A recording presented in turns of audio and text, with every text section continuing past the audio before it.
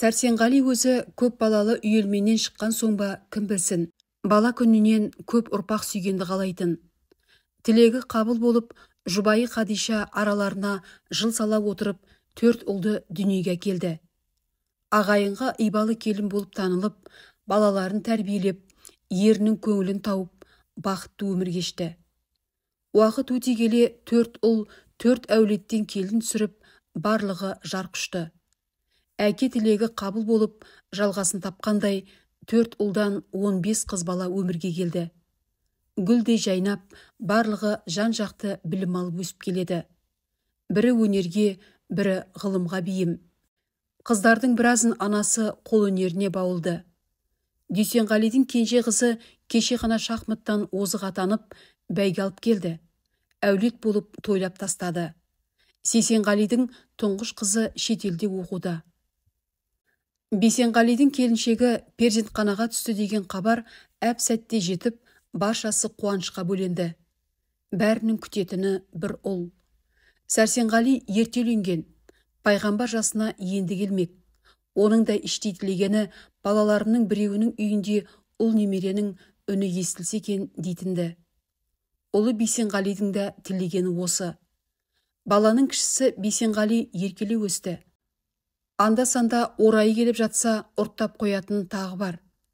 Жұмыста жүрген оған үйдегілер телефон шалып, Гүлзираның толғағы туралы хабар жеткізді.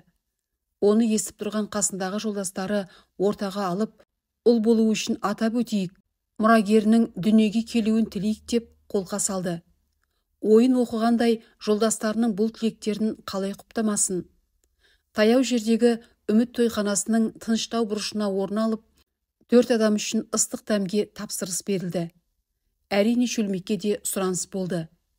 Ішімдікке құмарлау жігіт сөз бастап, «Қане достар, Бейсенғалидың ұлы үшін бір алып тастайық». Бір ауыздан ашқарынға 4-еу де қырлы стақан мен ащы суды сіміріп салды.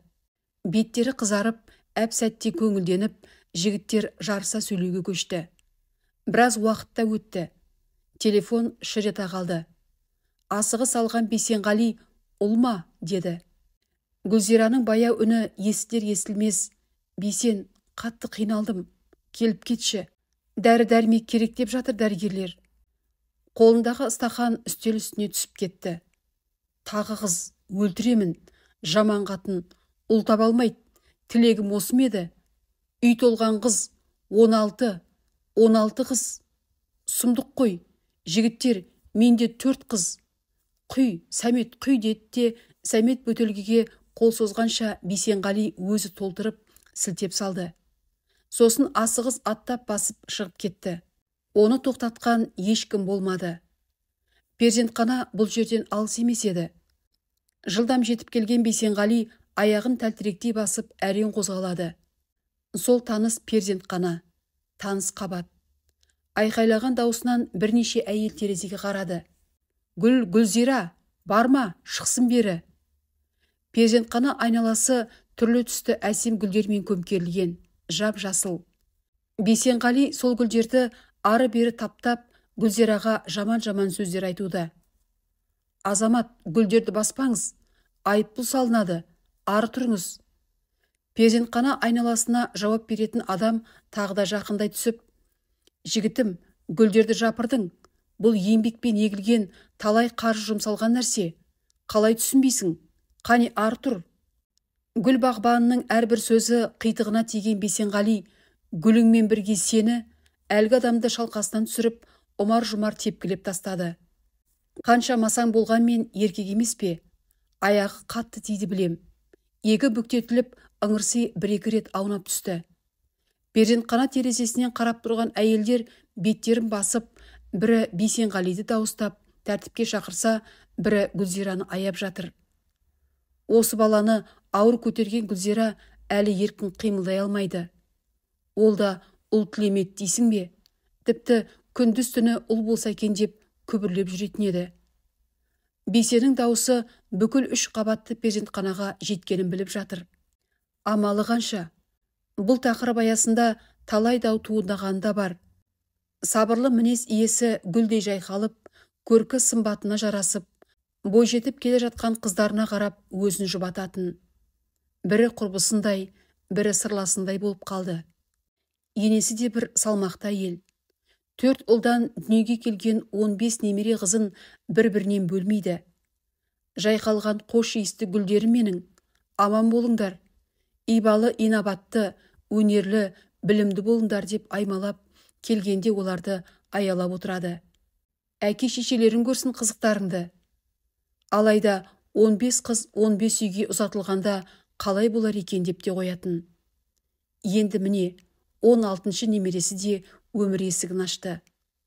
Атын кім қойсам екен? Ырымдап, тоқтасын, не ұл бала, жоқ, ұл болсын қояйыншы деп Қадиша басын жоғары көтере бергені сол еді. Көрші бала, апа, Бейсенғали ағамды милициялар алып барады дегені, өкпесін қолына алып ұшып келгендей ендігін баса алмай. Тәйт, милициясы нес? Ол жұмыста емес пе еді? Құдай-ау, не дейді мына бала? Әй, әкесі, үйден шық, қайдасың? Көрші бала бір сұмдықты айтып тұр ғой. Сәрсенғали елге сыйлы, көп сөйлемейтін, көпті көргендігі мол қария. Ауылдағы ақсақалдар алқасының төрағасы. Ауылды қалай абаттандырамыз деп жар құлағы жастыққа тимей жүргені бар. Осындай әкесін елге ұятқа қалдырып, Бейсенғалидің істегені мынау. Есік алдына милиция көлігі келіп, тіреле тоқтады. Әке, Бейсенғалиді бөлімшеге апарып жатқан жайымыз бар. Айтпады демеңіз. Гүл бағбанын тепкілеп, өкпесін езіп жіберіпті. Перзентхана айналасындағы гүлдерді жапырып, шығын келтіріпті. Дәрігерлерді балағаттап, Гүлзиранды ренжітіпті. Келіндеріңізге көмек керек. Көп қаны кетті дейме дәрігерлер? Апта өтті. Гүлзира дәрігерлер қарауында. Әлі әлсіз, боп-боз. Сәрсенғали қарияның 16-шы немере қызының аты әлі қойылған жоқ. Баласына ренжігені сонша артынан бөлімшеге бармады. Бауырлар емес пе? Дүйсенғали, Сейсенғали, Жұмағали үшеуі де бүгін бөлімшеге келді. Бейсенғали бетін тіктеп қарамастан, бауырларым, кешіріңдер, әкемді десеңдерді ұятқа қалдырдым. Заңгерлер не дейді деді. Ызадан жарылғалы тұрған үлкен ағасы Дүйсенғали не десін, не ексе соны ұрады деді. Сейсенғали сөзге араласып, бағбан кісіде не ақын қалды? Оның не күнәсі бар еді? Бауырын езіп жіберіпсің. Жансақтау бөлімнен бүгін ғана шықты. Жалынып, жалбарынып, дәрі-дәрмегін әперіп, отбасына көмектесіп жатырмыз. Мына тұрған үшеумізде 4-4-тен 12 қыз бар. Қыз деген елдің көркі, өріс. Қадырын білмейтін сен ғана. Гүлзираның жанын жараладың. Ата-енең ішімізге сыйған баламыз сыртымызға да сияды. Алып кетейік. Ертең шығып келген соң жазым қылып жүрер дейді. Сен не дейсің ұлсымақ? Айт шешіміңді. 4-ші қызыңды балаға зар болып жүрген адамдарға бер, деп қаттырақ зілді үнмен жазылай сөйледі Жұмағали. Ештеме есімде жоқ. Аш қарынға әлгі суды ұрттап, міңгірлеп төмен қараған болды. Айға жуық уақыт өтті. Гүлзира абысындарының қошеметі мен достары сыйлаған құшақ-құшақ гүлдерді көтеріп үйге оралды. Безендірілген жеңіл көліктен түскен сәтте енесі мен өз анасының қатар тұрғанын көріп, әп сәтте жарқын жүзбен немере қыздарыңыз сіздерді сағынып қалды деді. Орынгүл есімді үлкен абысыны қызғылт лентамен өрнектелген әдемі жұқа ақ көрпеге ораған 16-шы немерені енесіне ұстата қойды. Байыпты бәйбіше, көреген ана, құдағиының ашуы басылсын дегендей атын өзі қойып, өзі көтеріп үйге енгізсін. Жиен нағашыға жақын болады. Қане құдағи, осы немерем сізге ұқсаса жаман болмайды деп, қатар тұрған күнім бала құдағидің бауырына жақындата ұстады. Ол мұрны пысылдап, періштелермен ойнап жатқандай иығынан күлімсіреген. Үлпілдек мамықтай жұмсақ екі бетін кезек-кезек иіскеп бауырына басты. Гүлзира қарап еді. Анасының екі жанары жасқа толы екен. Жоқ құдағи, есік алдында азан шақырып ат қойған кімді көрдіңіз? Үйіне кірсін, мен әкелген бесікке салу тойына қамданыңыз. Әкесі келсін, 4 көзіміз түгел отырып атын қояйық. Уақыт күтіп тұрған ба? 40 күнде артта қалды. Ештеме болмағандай екі құдағидың даналығының, ынтымағының арқасында нәрестенің бесік тойы, шілдеқанасы да салтанатты өтті. Бейсенғали шығып келді. Жәбірленушіге бірнеше айлық көлемінде жаза түрінде өтемақы төледі. Кешірім сұрап, сан рет барып бас иді. Сықырлаған кереуеттен ауыр қозғалған Гүлбағбан: «Шырағым, әлі жассың, басың жерге түйіп тұрған жоқ. Мен сияқты бір соқыр қызға зар болып жүрсең көрер едім. Адам үшін ұрпақтың ұлы не, қызы не, масығасың. Ақылыңды араққа жеңдірдің. Құрметті қария әкеңді, келінді жерге қараттың. Қанағат деген асыл сезім бар адам жүрегінде. Ұрпақсыз өтуден артық қайғы қасірет бар ма адам үшін? Түсінесің бе соны сен?» Дауысы қатқылдау шықты. Бейсенғали сәл шегіншектеп Гүлбағбанның көзіне көзі түсіп еді. Мұңлы көзінің жанары жасқа толы екен. Не айтарын білмей абдырап қалған Бейсенғали қайта-қайта кешірім сұрады. «Кешірім маған қыз бола ма? Кешірмегенде қайтейін? Өмірге келген қызыңа дұрыс әке бол ақмағым», дегені байсалды қалыпқа түсіп. 4 күйеу бала ұл болмай қайтеді болашақта? Сәрсенғали қарияның төрінде Гүлбағбан және оның жанында ешқашан пұшпағы қанамаған жұбайы Жұмабике қатар отыр. Ұзақ жылдар отасқанда жарына бір ретте неге тумайсың деп сұрақ қоймаған екен. Тағдырдың салғанына көнген. Ұрпақсыз болса да адал еңбегімен күн кешіп, перзентхана терезесінен естілген сәби үнімен айнала егілген гүлдерден күш алатын сияқты. Жұмабике де сол перзентханада жұмыс жасайды.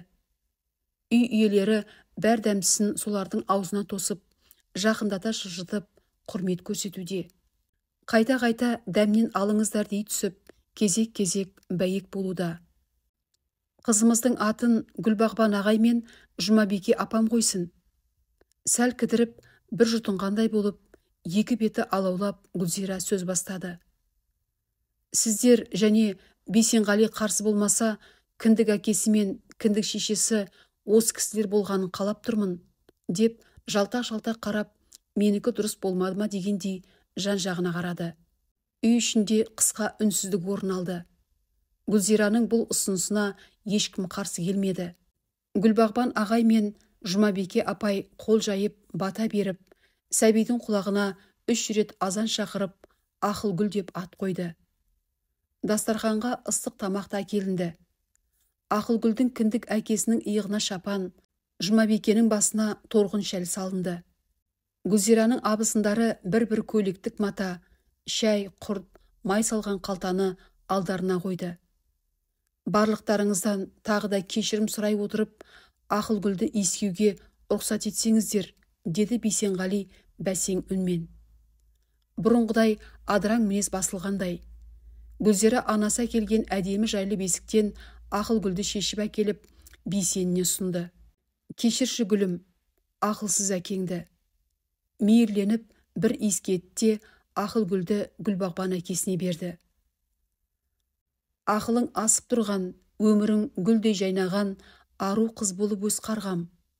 Арманым жоқ, мына егде тартқан жасымда сәбиді мейірлене иіскеуге Алла нәсіп етті. Бәрі жаратушының қолында, ғұмырлы бол қызым», деп ұзақ иіскеп Жұмабикеге берді.